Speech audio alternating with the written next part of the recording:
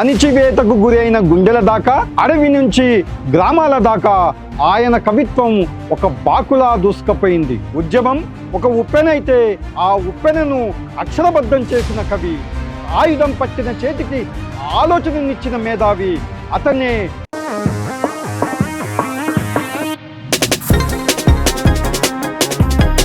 శివసాగర్. కొండపల్లి సీతారామయ్యతో కలిసి peoples war group స్థాపనలో కీలక పాత్ర పోషించిన కేజీ సత్యమూర్తి గారే సాహిత్య ప్రపంచంలో శివసాగర్.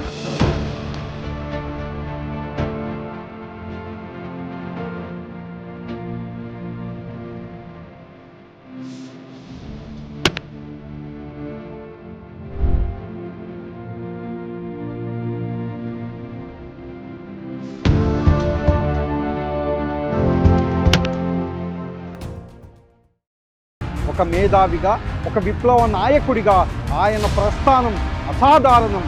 అణిచివేత ఎక్కడ ఉంటే అక్కడ శివసాగర్ కలం గలమెత్తింది. శివసాగర్ గారి కవిత్వంలో ఒక పదును ఉంటుంది. ఆయన అక్షరం సామాన్యుడికి అర్థమవుతుంది, పాలకుడిని భయపెడుతుంది.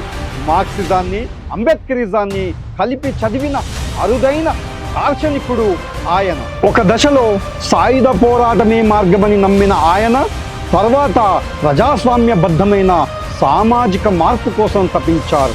విప్లవ రాజకీయాల్లో ఎన్నో ఎత్తుపల్లాలు చూసిన తన సిద్ధాంతం నుంచి, ప్రజల పక్షాన నిలబడాలనే నిశ్చయం నుంచి ఆయన ఎప్పుడూ వెనక్కి తగ్గలేదు. అధికారం, హోదా ఏనాడు శివసాగర్ గారిని ఆకర్షించలేదు.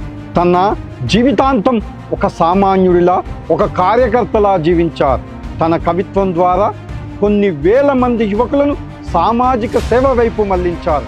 విప్లవం అంటే కేవలం తుపాకీ పీట కాదు, అది ఒక సంస్కృతి అని నిరూపించారు. ఎంత ఎదిగినా ఆయన ఒదిగి ఉండేవారు.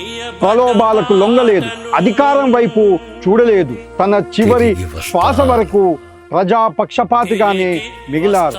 ఆయన భౌతికంగా మన మధ్య లేకపోయినా పీడిత ప్రజల గొంతులో పాటై ఆయన జీవించే ఉంటారు.